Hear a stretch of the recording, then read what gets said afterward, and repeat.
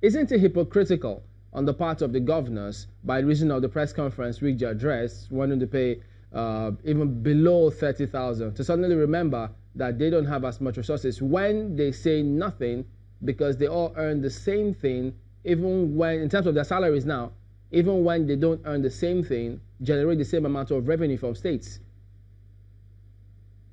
I think it's a negotiation phase. When you negotiate, you start low, and then the man who you're negotiating with will want more. And now, for the sake of avoiding any crippling of services and activities across country, we've agreed in the tripartite agreement to come to 30,000. And we believe we can set that as purpose and then set purpose towards achieving those aims. I see nothing too big in achieving that 30,000 if we put our minds to it. So I think it's not hypocritical, no. It's a negotiating position. You start from low, and then when the thing comes, it comes there. After all, Labour started from 68,000, and then they came this. So governor started from low. Now we found the middle, because the federal government came there to also stop playing its pranks, to say, fine, let's do this. But saying let's do 30,000 is not enough. The federal government also has to understand it must feed more money to the federating units. It also has to create the environment to help them to earn more money. That's why we're asking Labour to come partner with us in trying to force the federal government to behave rightly. And all this ends up in restructuring. Let us restructure the way we are. Let us restructure the way we used to do business. Let us restructure the past so that it can serve us for the present. The way we were in the past is not going to work. And that's all that the governors are telling you. Let's build a better country, and in building that better country, Labour come and become our partners in doing this. Be on our side when we negotiate for ceding of more money to the federating units. That's simple. Ceding of more powers to the federating units. If you cede more powers to them, in case of revolving powers to them, they will have more money to look after Labour. They don't need to come to Abuja begging cap in hand. That's where this game is. So you need to understand it. We need to revolve. We need to change the society. And when we change society, we'll have more money to look after everybody. All right. Labour has to now become a partner. Sananaji, thank you. Let's bring in the comrade here. This partnership that he's been calling for, the Governors Forum Secretariat asking that Labour will partner with them to build a better Nigeria. How ready is Labour to join that partnership? And what would Labour be looking to provide there or to supply?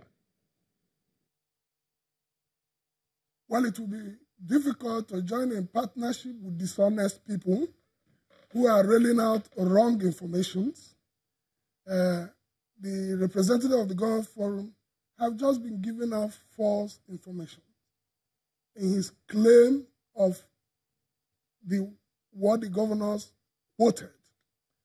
And I have to put the record straight, and I will avoid his drilling me into getting into, if they have a fight with the federal government, they should go ahead. But the focus at this moment is the issues of minimum wage. And I wouldn't want him to drill me. Adamawa state government quoted 23,000. These are facts in writing. Taraba, 20,000. These are facts in writing. Plateau, 25,000. Akwa Ibom is talking about never even mentioned any figure because they say they are not sure of being able to pay in writing. Bauchi, 25,000. Abia, 42,000. Ekiti say they are still consulting. Gombe, 28,000. Jigawa, 32,000. Kogi, not specific. Katsina, not specific. Ondo, 22,000. Lagos say they will be bounded by what the southwestern states agree. Nasarawa, 24,000. Enugu say it will do whatever is agreed. Delta claim that it cannot accommodate any increase. For now, at the present, Borno, 27,000. Others didn't even submit. So I don't know where he's getting his facts. And the governors, all of us watched their address where they claimed that the money they are going to get for, that they want to invest on education and infrastructure and health. Forgetting that countries that are serious with education like Norway have employed 4 teachers with a class of 30 pupils to make sure that they get the correct attention. In any case, the Governors Forum have not been able to address the excessive wastages the governors are doing at this moment. But as I said, we are not here because we organize a full session, discourse, and have a full paper on restructuring. That we've made public, and I am not here to be dragged by him into a discussion of restructuring. If the Governors Forum, and he claimed, and I find it very interesting, when many Nigerians say labor in the past, and always, because I have worked with the Nigerian Labour Congress from the 1980s, and each time a political class is uncomfortable with the position of labor, they will say, of the past. Each time is of the past, whenever they don't find it comfortable, because everybody thinks that labor is a bunch of people who come to do their political bidding. And we know enough to know, especially now, because when you talk about the last 3 years, and they say it is the last 3 years, and I have not forgotten that before the last 3 years, we were in a running battle, even before recession, with many governors to pay the 18,000 minimum wage.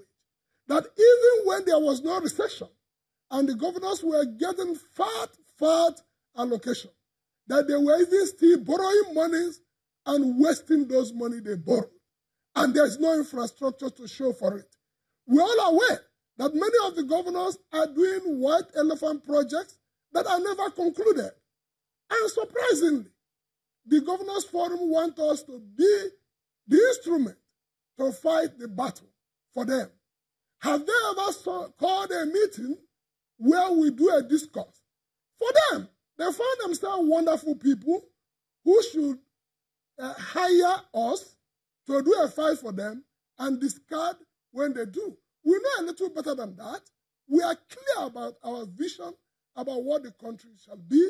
We are clear that we have a political class that have shown a lot of rascality in spending and the attitude to the welfare of the people.